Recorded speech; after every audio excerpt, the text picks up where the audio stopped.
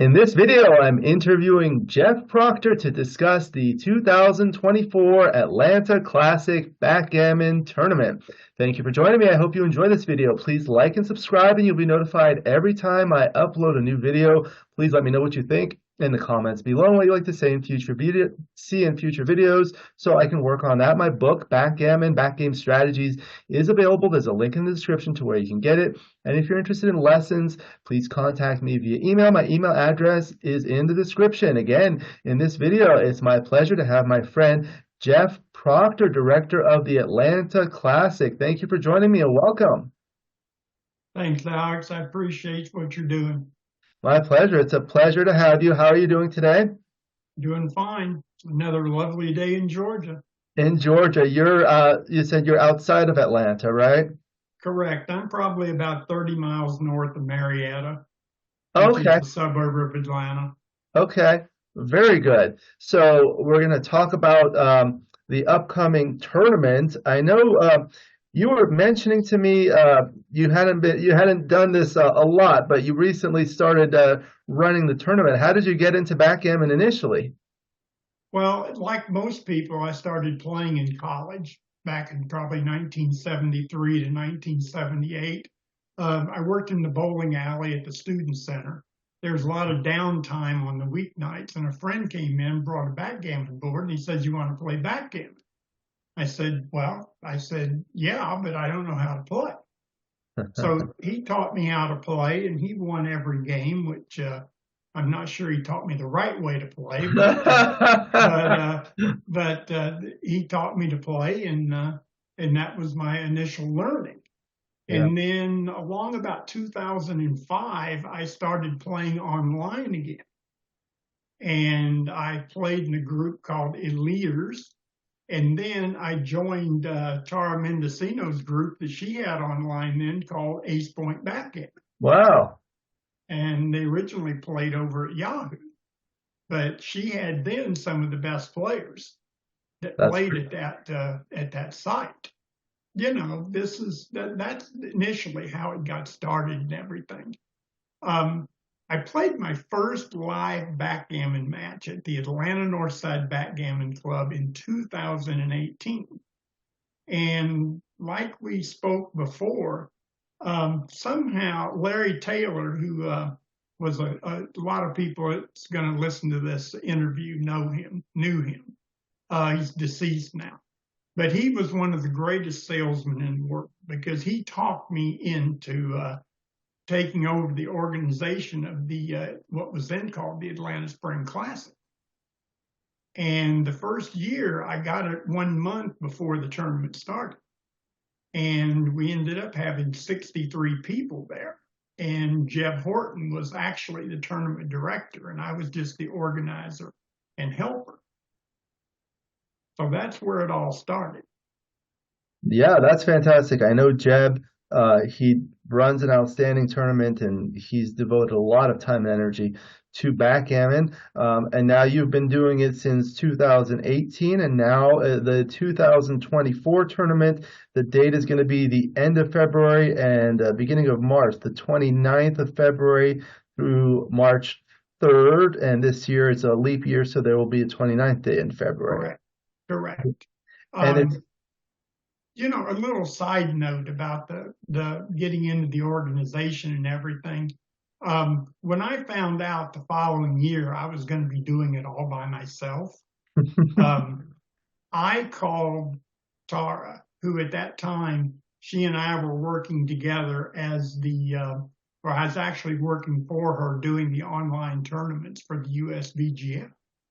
And I said, "Look, I don't know anything about running a tournament." I said, "How about if I come to San Antonio and I help on the staff and I learn from you and Bill how to run a backgammon tournament?" yeah. And by the grace of God, she said yes. I have no idea why, but she said yes, And I went there and I started learning, and we became good friends after that. And they would come here to Atlanta and they helped me in 2018, 2019, and the COVID years were the COVID years, 20 and 21. and they helped me in 22 and 23, I believe it was. But I owe them practically everything I know about running a tournament. And a lot of times you'll see some of the things I'll do, you think you're in Texas, because I'll handle something this way or I'll do something that way. Well, I learned from two of the best. Yes, so, they're fantastic. I owe them, everything I know, I owe them, Jeb Horton, and others that have just helped me like that. Yeah, I've had Bill on twice and Tara, and they just do a fantastic job of running an outstanding tournament. And I call them the king and queen of streaming. They're going to have 5 simultaneous live streams at this upcoming tournament. That's unbelievable. Incredible. Unbelievable. And, I'm fortunate to still be on the staff out there, Fantastic. so I'll be there next week, and witness this. And it's an incredible sight. Yeah, by the time this video is released, it'll probably be after that. But yeah, it's fantastic. I've spoken with him. So the Atlanta tournament is going to be at the Sonesta Atlanta Airport Hotel. Is that correct? Correct. The airport north. There's north. 2 Sonestas, north and south. We are at the north. Okay, so that's convenient for people. They just come in from out of town and it's close to the airport. Correct. We're a 5-minute shuttle ride from the Atlanta airport to the Sonesta. And also we're right off Interstate 85. So they make the right-hand turn, they're at the Sonesta. Okay, great. So let's see. I wanted to go ahead and look at the website so we can discuss that. Are you able to see that now? I am. Okay, so this is the Atlanta Classic, February 29th through March 3rd. There's the whole brochure that you can download and things like that. But if we go through here, there are the events, right? So there's you call it the championship, advanced, and novice, right? Correct. And the advanced is kind of, I went back and forth on that one between advanced and intermediate. There's no intermediate player that thinks they're not advanced, and vice versa. So it had to be called something. So, intermediate tomato, advanced tomato. Right. It's 2 ways of saying the same thing. But effectively, there are 3 different divisions you can play in. The top one, a middle one, and then one for novice. And the entry fee varies. And then you can also enter a side pool for additional money. Correct. I mean, I'm what I call a medium tournament. I've got, last time I had 116 players. Well, that pales in comparison to New York, but it's sometimes twice as many as other tournaments have. So I'm like the mama bear of tournaments. And there's just not enough people to have that 4th division, and so we have to really choose the advanced and the intermediate, kind of mesh them together, just because there's, there would be 16 in one and 24 in the other. And, it just doesn't work out very well. Right. Some tournaments just have one division. I know, like in our weekly tournaments, there's just a single division, but that's different. So it's nice. And these are basically 2 days, Saturday and Sunday. Is that correct? Yes. The ABT events, the championship, the advanced, and the novice are 2-day events. And it's single elimination with progressive consolation and progressive last chance. Correct. There is no grand finale. You've got to go through your undefeated winner of the open or the main bracket. You are the winner of the tournament. Okay, and then the consolation, if you lose a match, you go to the consolation bracket, and that's progressive. Correct. You'll go down to the last chance when you lose your second match. Yeah, that moves things along a little faster, and they're longer matches in the beginning, and in the lower brackets, they're shorter. That makes sense? It makes a lot. Yes, that's it. So there's that. I see Backgammon for Everyone workshop. Tell us about that, please. Okay, that is a workshop that Julius High and Tom Jane put on with the sponsorship of the USBGF.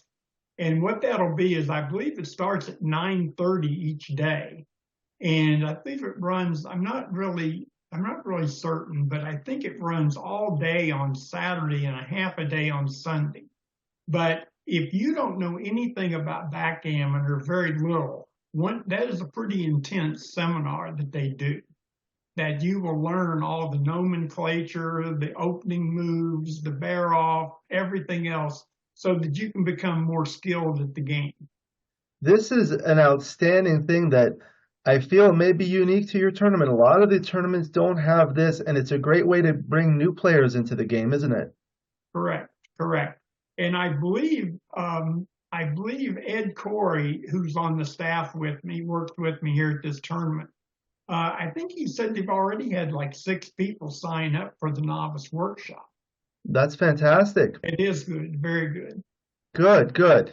And then the next thing here is the Players' Cup. That's a new name for the BMAB, Backgammon Masters Awarding Body. This is a tournament that's become very popular recently in the past few years because everyone's matches are all recorded and your PR is recorded and you get a master rating. So tell us about that. That's a one-day event before, is that correct? Well, that's a one-day event, and we do things a little backwards in Atlanta. Normally, the tournament starts off with a warm-up tourney on Thursday night. Well, we start off with the BMAB at 11 o'clock on Thursday morning. And I believe Roberto, I was talking to him the other day, but he is expecting maybe 32 players to be in the BMAB here. And last year, I believe we had 26. So there's going to be an uptick of people that are going to play this year. They will probably take over 2 of my smaller rooms. And what's really nice about it is there's going to be the Players' Cup this year. There's going to be an actual prize for people that play in multiple events, and they can accumulate the points and everything, and they will win a very nice trophy that's very unique to just the BMAB at the end of the year. That's great. It's sort of like, winning ABT points, but like a separate thing. Correct. Correct. And there's a lot of people that are gravitating toward the BMAB events and just coming in and playing in them only and then leaving. Yes, it's very popular with a lot of people. And I'll tell you, once about a year ago, I played in a BMAB event, and the reason why I did it is because it's a single day event, and for me at the time it was easy to take one day off as opposed to doing it for the whole weekend. So a lot of people do that. Additionally, it's usually like a round robin or something like that, or a Swiss format. So you're going to play matches, like 5, 6 matches throughout the day. You're never kind of eliminated, and you get to play all day. It's great. Correct. And we're planning on taking this a little bit further, and I really don't have any details I can talk to you about right now. I can tease it. But we're looking into maybe, this is something that was Ed Corey's idea, about maybe how to do this in a couple of other cities to where you just do a BMAB event. Yeah. Just to be independent. Going to go. Yeah. Yeah, that'll be fun. So that's great. I did speak with Roberto about that, and I'm going to do a video about the Players' Cup with him. So that's going to be a lot of fun. And then you have the Super Jackpot Masters on the day before, where it's just like a big single elimination. This one's 8 players, but it's 15-point matches, larger entry fees, and there's smaller entry fees for others. And then there's also the Speed Gammon, which is a shorter clock time. Is that right? Correct. Correct. Sure. That's I believe it's 2 minutes and a 10-second time bank, maybe. 2 minutes total, or 2 minutes per point? No, I think it's 2 minutes total. I'd have to look at the brochure because I can't keep the right setting. And then there are other tournaments. There's the doubles. There's a seniors. What's the age limit for seniors nowadays? It's 50. Okay. I feel like the average age of backgammon players is going up higher and higher every year, and one of my initiatives has been to get more youth involved in backgammon. Well, the thing about it is something that we can segue into it that I was going to talk about a little later on. Mhm. There is a youth movement that's going on in backgammon right now, and when we say youth, um, when you're 30 years old, youth has a totally different meaning than if you're like I am at age 70. Okay. So there is a young lady in New York City. Her name is Remy Davenport. Yes, I've heard of her. Her Yeah, Instagram. she would be a fantastic interview for you to have on here if you ever have the space to do it. But she is holding weekly events at different pubs to where they basically rent out the whole restaurant. They don't rent it. They use the whole restaurant. The restaurant closes down for them. And the people who attend the event, there is a minimum of one drink and an entree to play in the event. And that's how the restaurant makes the money from being closed to the public.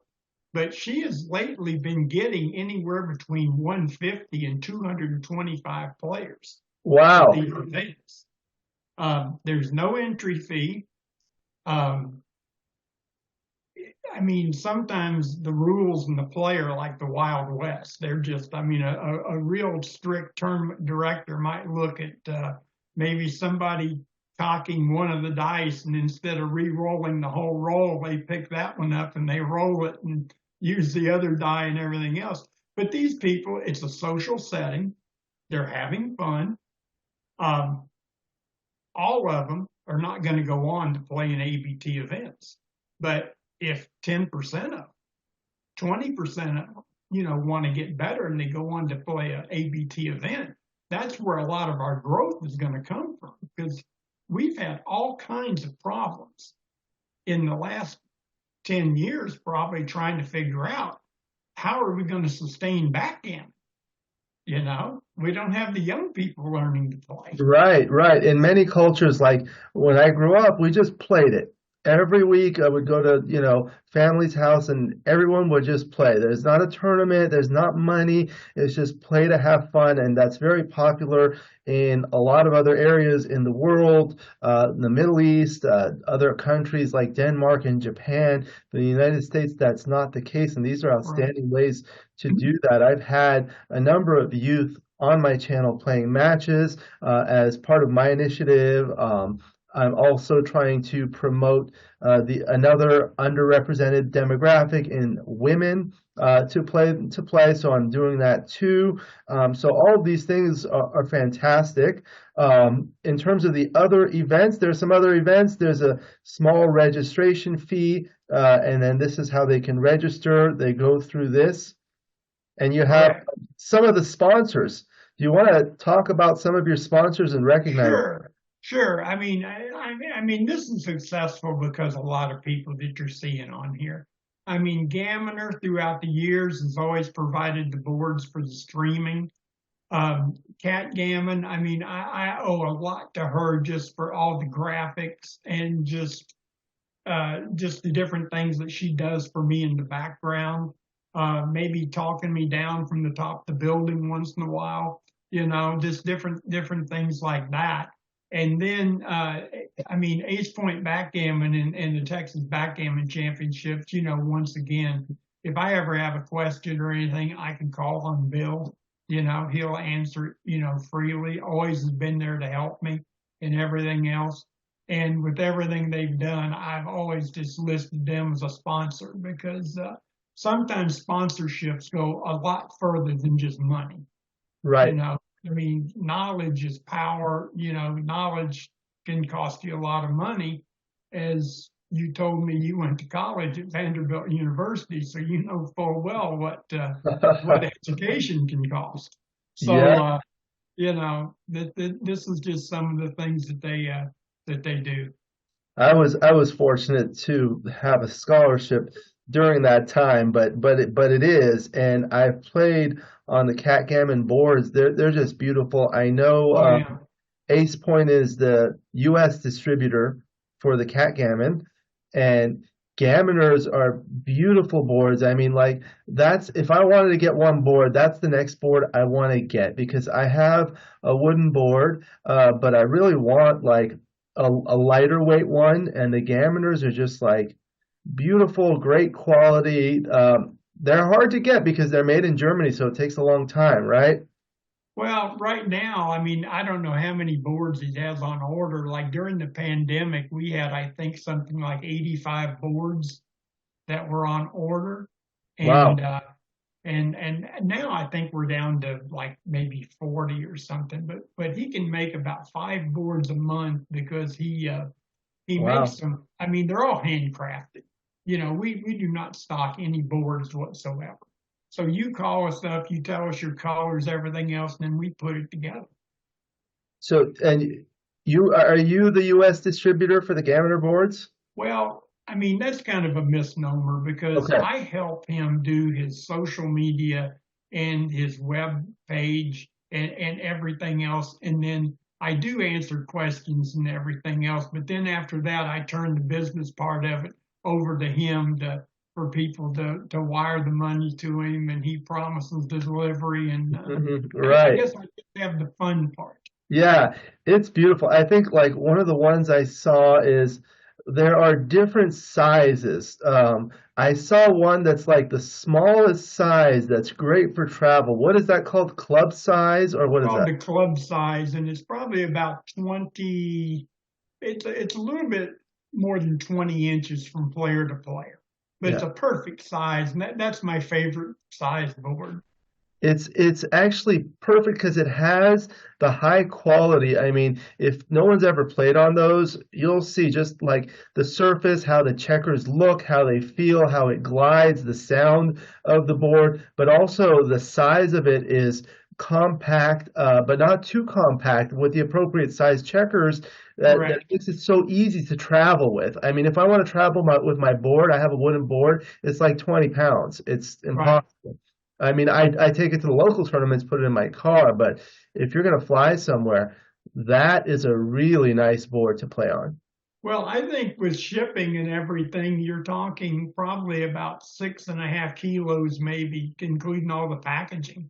Yeah, So it is a lighter weight board. I know what you're talking about with those wooden boards. It's a workout. yeah. I mean, they're nice to play on. They are nice to play Yeah. on the wood. No, they're very It's nice. just for traveling, the lighter weight ones are fantastic. As I said, backgammon is a game. It's something you do for enjoyment, and it's nice to have a nice board to play on. Hmm. It just makes the experience more enjoyable. So good. We went through some of the sponsors. We went through the details of the tournament.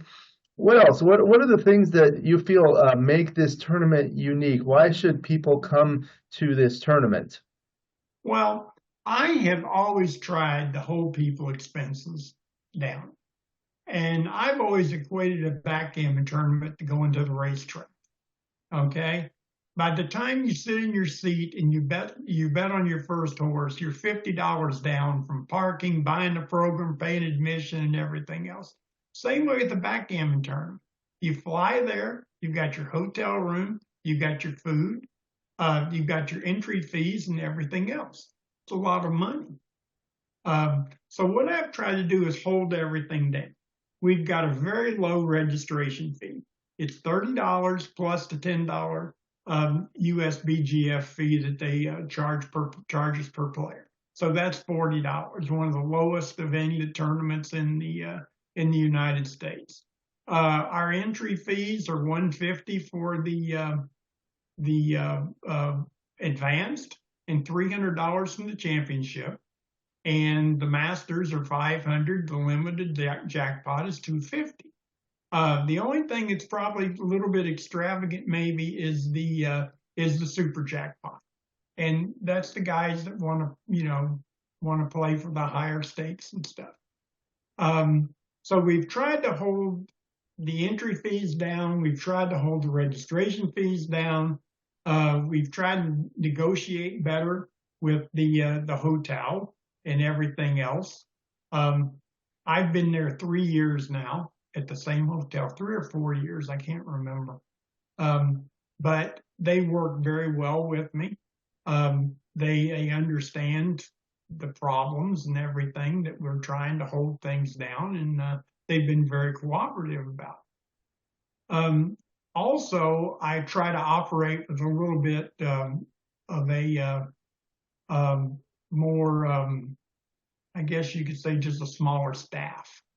And, like this year, it'll be Ed Corey, myself, Jonathan Hardigree is going to co-direct with me, and Dmitry Ovakov is going to be doing the streaming. Yeah. He's going to be doing 2 streams. We're going to have the viewing areas and commentary and everything else. So a lot of people look at 4 people, okay, of which 3 are basically in front of the players. 1 is in the streaming room as a very small staff. If people work together and they know what they're doing and they know what their jobs are, I mean, it can be done. Yeah, that's outstanding. I know there is a lot of overhead in terms of running the tournament, including staff and the venue and all those things. I mean, there's a lot of stuff before the tournament even starts. That's, like what we were talking about a while ago. You got a brochure, you got score sheets, you have brackets, you have the snacks, you have just a multitude of things that, that you've already paid out before the first person walks into the door. Yeah, it's a lot. It's a lot, but it's an experience. People enjoy it. Right. And we try my goal is to when everyone leaves that tournament, they have no idea who Jeff Proctor even is. I'm like the guy that's refereeing the Super Bowl or something, that if nobody, if I don't draw attention to myself, I've called a good game. Okay, so I've run a good tournament if I haven't gotten involved in a lot of things or anything else. So the tournaments to me are all about the players. It's all about the players' experiences. If they have a good experience, they'll tell 10 or 15 people, oh, hey, you need to go to that tournament in Atlanta. We had a really good time. So that's what we strive for, is to really make it a good experience for the players. Yeah, and that's what it's all about. As I said, backgammon is a game. You want to enjoy it. You want to enjoy the experience. I feel like for most people, they're not going there to make lots of money. Certainly, the organizers are not making a lot of money. It's just bringing people together and playing backgammon and having fun. I hope that a lot of people go to your tournament. I know a lot of people that have, and they enjoy it very much, and they will continue to do so. I know we've discussed various things about the tournament, about the details.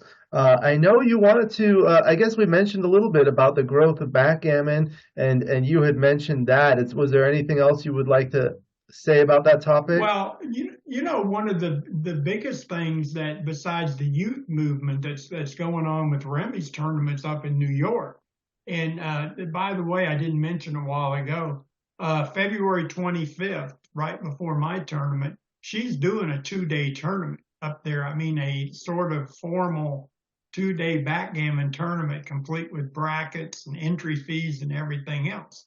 So it'll kind of be interesting to see how I fully expect it to be successful, just having gotten to know her like I have. But it'd be interesting to see how many of the people cross over and want to play, in a tournament that has an entry fee. So that's one thing. The other large growth thing that is going on in backgammon right now is with women. Christine Mercer and Karen Davis have done just a fantastic job with that Women's World of Backgammon, I think it's called.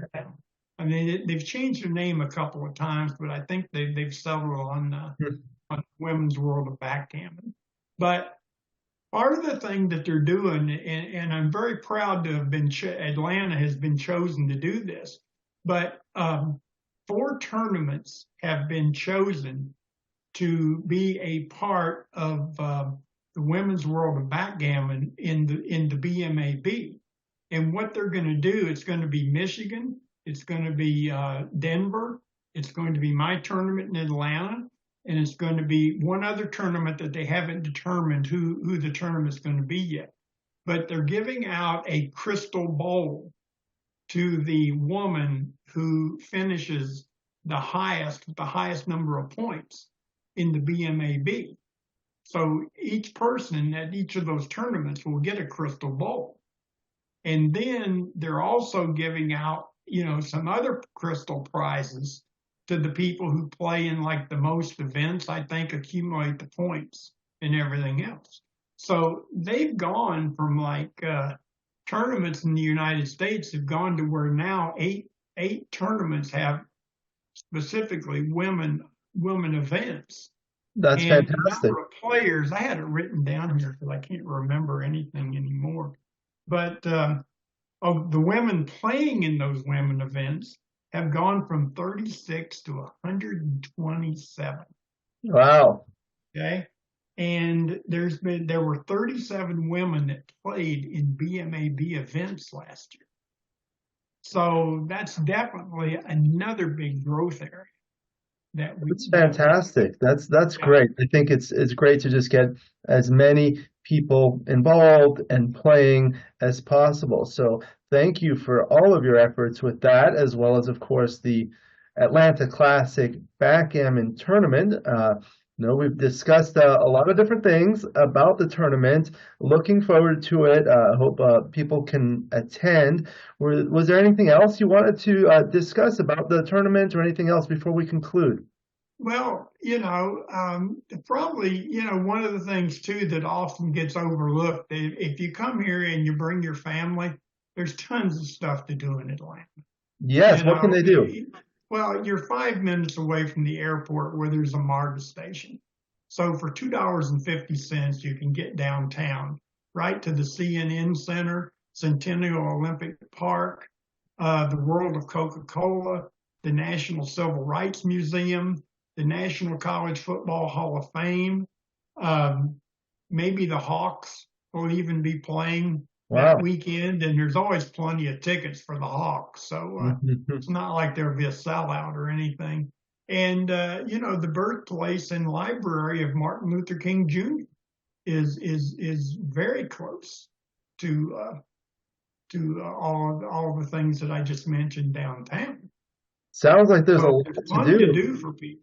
Yeah, and I'm sure a lot of people do this during tournaments. They'll come a couple days early or stay a couple days late to kind of enjoy those experiences. So I know on your website you have a list of those too, right? Correct. Yeah. Correct. I mean, we're trying to get everybody involved because, most of the people that play this game, they're in business, okay? They work long hours. They travel, So, hey, honey, I'm going this weekend. I'm going to the backgammon tournament, okay? Okay. So, we're trying to involve everybody. Right. So that's fantastic. Thank you very much, Jeff Proctor, for your time. Looking forward to the Atlanta Classic. It's a pleasure to have you here. I learned a lot. I wanted to express my gratitude and appreciation for your time here today, as well as all of your efforts. I tell people this channel has given me an opportunity to meet many people virtually around the country and all over the world, such as yourself and others, and it's my hope to ultimately be able to meet you one day in person. Looking forward to I hope so. All right, so we'll go ahead and conclude. Thank you again to Jeff. Thank you to the viewers for watching. I hope you enjoyed this video. Please like and subscribe, and you'll be notified every time I upload a new video. Please let me know what you think in the comments below and what you'd like to see in future videos so I can work on that. Again, my book, Backgammon Strategies, is available. There's a link in the description to where you can get it. And if you're interested in lessons, please contact me via email. I will also put a link to the Atlanta Classic website in the description. I look forward to seeing everyone in future videos. And until then, keep rolling your dice.